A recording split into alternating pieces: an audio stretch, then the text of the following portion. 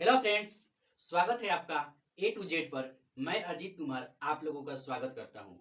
आज के इस नए वीडियो में आज का हमारा टॉपिक है नाउन यानी कि संज्ञा, जो कि हमारा हिंदी ग्रामर का सेकेंड टॉपिक है। तो चलिए हम लोग स्टार्ट करते हैं संज्ञा के बारे में और हम लोग अच्छे से पढ़ते हैं तथा उसको समझते हैं। सबसे पहले तो व्हाट इज नाउन यानी कि संज्ञा क्या है या संज्ञा किसे कहते हैं। तो हमने पहले पढ़ा भी है कि किसी भी व्यक्ति, वस्तु, स्थान के नाम को संज्ञा कहते हैं। यानी कि दुनिया में, संसार में कोई भी वस्तु हो या व्यक्ति हो, उसके नाम को या हमारी फीलिंग हो, मतलब किसी भी नाम को हम लोग संज्ञा कहते हैं।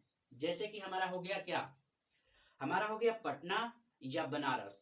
जैसे कोई देश का नाम हो गया या कोई शहर का नाम हो गया, कोई लड़का लड़की का नाम हो गया, नदी का नाम हो गया, पहाड़ का नाम हो गया। यानी कि जितने भी नाम होते हैं हमारे पूरे धरती पर, जितने नाम होते हैं उन सभी को हम लोग क्या बोलते हैं, संज्ञा यानी कि नाउन।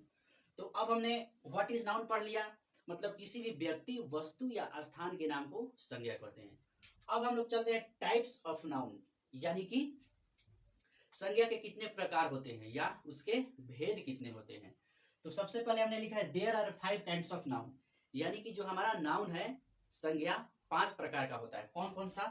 एक हुआ हमारा प्रॉपर नाउन, एक हुआ कॉमन नाउन, तीसरा हुआ कलेक्टिव नाउन, चौथा हुआ मटेरियल नाउन, पांचवा हुआ एब्स्ट्रैक्ट नाउन। अगर इसको हिंदी में बात करें तो प्रॉपर नाउन को व्यक्तिवाचक संज्ञा कहते हैं, कॉमन नाउन को जातिवाचक संज्ञा कहते हैं, कलेक्टिव नाउन को समूहवाचक संज्ञा कहते हैं, मटेरियल नाउन को द्रव्यवाचक संज्ञा कहते हैं, और पांचवा यानी कि अब्स्ट्रैक्ट नाउन को भाववाचक संज्ञा कहते हैं।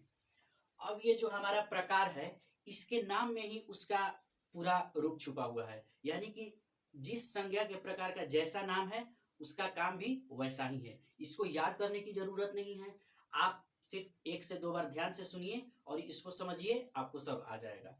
तो चलिए हम लोग प्रॉपर नाउन यानी कि व्यक्तिवाचक संज्ञा के बारे में पढ़ते हैं। तो व्यक्तिवाचक संज्ञा किसे कहेंगे? तो किसी, हमने यहाँ पे लिखा है पर्टिकुलर, यानी कि किसी भी पर्टिकुलर नेम हो गया, थिंग्स हो गया, फीलिंग्स हो गया, मतलब कि एक स्पेशल जिसको नाम दिया जाए ना, उसी को हम लोग व्यक्तिवाचक संज्ञा कहते हैं।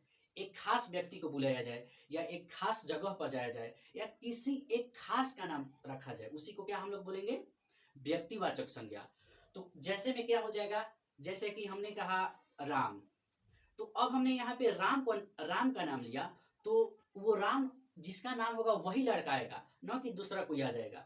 तो हमने क्या कहा, खास। तो कोई भी खास है, जैसे कि हम बोलेंगे कि हमें कोलकाता जाना है, तो हमें भारत के किसी और शहर में नहीं जाना है, कोलकाता में ही जाना है। हमने यहाँ पे एकदम इसको क्लियर कर लिया कि कहाँ जाना है। तो वही बोल रहे, किसी भी कोई भी नाम हो दुनिया का, अगर खास उसको बुलाया जाए एक स्पेसिफिक नेम से, पर्टिकुलर नेम से, उसको हम लोग क्या बोलेंगे, प्रॉपर नाउन यानी कि व्यक्तिवाचक संज्ञा। और इसका उदाहरण देखें तो कोलकाता हो गया, किसी बच्चे का नाम हो गया, जैसे श्याम हो गया, सुंदर हो गया, या दिल्ली हो गया, पटना हो गया, ये सब क्या हुआ हमारा प्रॉपर नाउन।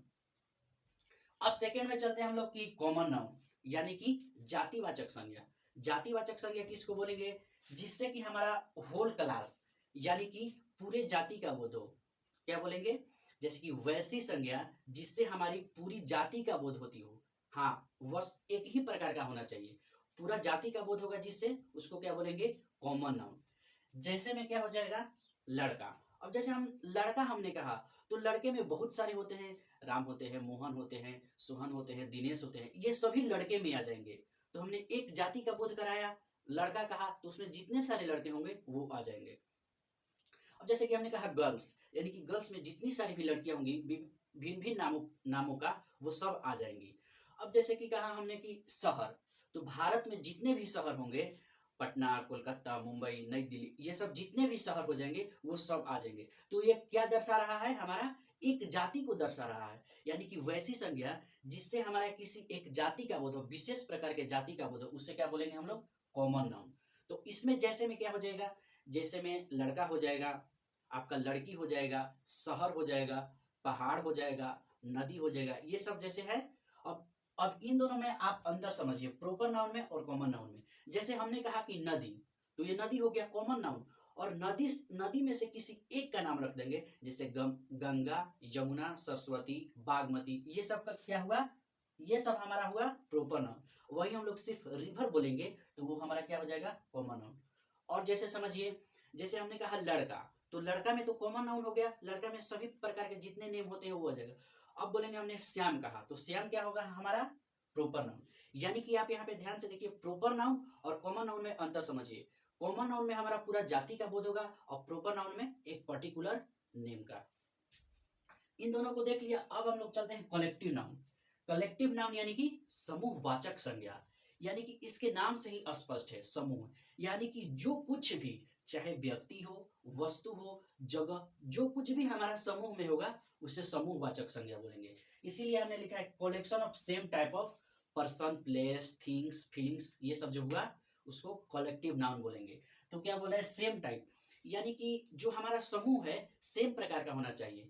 जैसे कि एग्जाम्पल में लेते हैं कि हर्ड ऑफ कैटल, यानी कि जो छोटे गाय के बच्चे होते हैं उनका समूह हो गया, या बंच ऑफ कीज, यानी कि जो हमारा चाबी का एक गुच्छा होता है वो क्या हो गया, कलेक्टिव नाउन।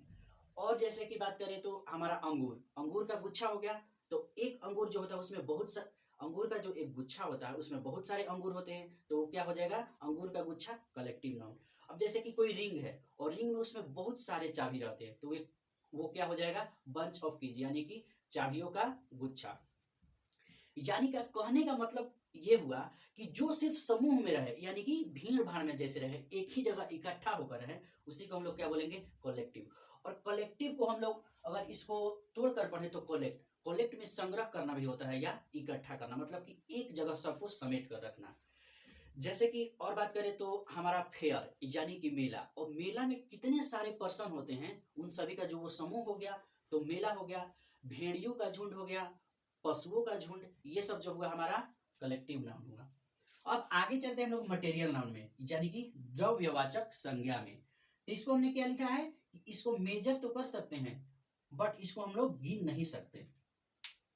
जैसे कि इसका अगर हिंदी में बात करें तो जैसे हम लोग बोलते हैं जिसको मापा या तौला जा सके, मतलब जिस संज्ञा को हम लोग माप सकते हैं या तौल सकते हैं कि कितना है, या ये कितना ऊंचा है कितना नीचा है, उसी को हम लोग क्या बोलेंगे, मटेरियल नाउन। लेकिन यहाँ पे एक है बट कैन नॉट काउंट, यानी कि इसको हम लोग गिन नहीं सकते हैं, माप सकते हैं तौल सकते हैं लेकिन इसको गिन नहीं सकते, उसी को हम लोग क्या बोलेंगे, मटेरियल नाउन, यानी कि द्रव्यवाचक। जैसे कि हमने ले लिया तेल, तेल को तो हम लोग माप सकते हैं या तौल सकते हैं, लेकिन तेल को गिन सकते हैं क्या कि कितना तेल है, नहीं ना गिन सकते हैं। और उसी प्रकार से जैसे हमारा चीनी हुआ, तो अब चीनी को तो हम लोग तौल सकते हैं कि 5 किलो है, 10 किलो है, 50 किलो है, तो उसको हम लोग क्या गिन सकते हैं कि 1 करोड़ चीनी है, 50 करोड़ चीनी है, 1 अरब चीनी है, इसको गिन तो हम लोग नहीं सकते हैं। तो इसीलिए हमने लिख भी दिया है, जिसको मेजर कर सकते हैं बट इसको काउंट यानी कि गिन नहीं सकते हैं। और एग्जाम्पल लेते हैं तो पानी, वाटर, वाटर को हम लोग गिन नहीं सकते हैं, हाँ, लेकिन इसको माप सकते हैं कि 1 लीटर पानी है, 10 लीटर पानी है, लेकिन इसको गिन नहीं सकते। यानी कि दुनिया का कोई भी जो वस्तु है जिसको माप सकते हैं या तौल सकते हैं लेकिन गिन नहीं सकते, वो सारी क्या हो जाएगी, हमारी मटेरियल नाउन हो जाएगी। अब आगे चलते हैं हम लोग अब्स्ट्रैक्ट नाउन, यानी कि भाववाचक संज्ञा। यानी कि इसके भी नाम से ही स्पष्ट है, यानी कि जो वैसी संज्ञा जो हमारी भावों को व्यक्त कर, यानी कि वह व्यक्ति या वस्तु कैसा है, यानी कि जिस संज्ञा से हमें किसी व्यक्ति या वस्तु या किसी भी चीज का भाव प्रकट हो, यानी वो भाव को बताए, उससे हम लोग क्या बोलेंगे, अब्स्ट्रैक्ट नाउन। जैसे हमने लिखा है इसको हम लोग ओनली थिंक, यानी कि इसको सोच सकते हैं, इसको टच नहीं कर सकते और देख नहीं सकते। यानी कि जैसे मान लीजिए कि जैसे कि वह खुश है, तो वह कितना खुश है ये तो हम नहीं नाप सकते कि वो कितना खुश है, हाँ ये कह सकते हैं कि वह बहुत खुश है, लेकिन नाप तो हम लोग नहीं सकते हैं, देख सकते हैं और फील कर सकते हैं। जैसे कि मैं उदास हूं, तो मैं कितना उदास हूं, बहुत उदास हूं, लेकिन इसको हम लोग तो नाप तो नहीं सकते कितना उदास है, बस ये हमारी क्या है, फीलिंग्स हैं, यानी कि भावनाएं हैं। जैसे कि वह रो रहा है, तो वह कितना रो रहा है इसको हम लोग नहीं वो कर सकते, लेकिन वह रो रहा है। फिर जैसे कि भाव में हो जाएगा कि ईमानदार, एक एग्जांपल लेते हैं, यानी कि ईमानदार जो यानी कि जो ऑनेस्ट हो गया, इसको हम लोग क्या कर सकते हैं, सोच सकते हैं कि हाँ वो ईमानदार है, लेकिन ईमानदार को हम लोग कैसे देख सकते हैं, इसको देख नहीं सकते। तो इस प्रकार से फ्रेंड्स आज हमने संज्ञा के बारे में पढ़ा, उसके भेद को बारे में पढ़ा।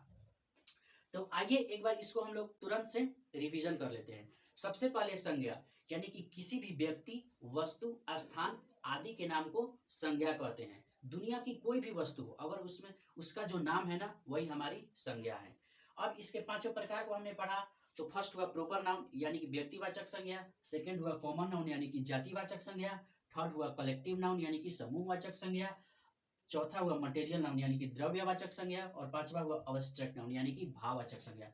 इन सबको जैसे किसी खास नाम को अगर हम लोग बुलाएं, किसी भी खास नाम को बुलाएं, तो वो क्या हो जाएगा? प्रॉपर नाउन हो जाएगा। कॉमन नाउन किसी मतलब कि जाति का बोध हो, जैसे कि गर्ल्स, बॉयज, माउंटेन्स, रिवर्स, ये सब जो हुआ ये हमारा जातिवाचक हो जाएगा, मतलब कोई जाति का बोध हो।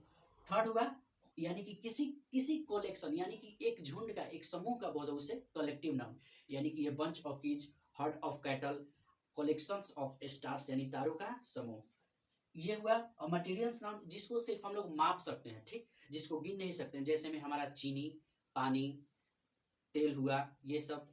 और पांचवा हुआ भाव यानी कि जो हमारी भाव को बताए, जैसे कि ईमानदार है, खुश है, रोता है, दुखी, ये सब हुआ हमारा भाव हो गया।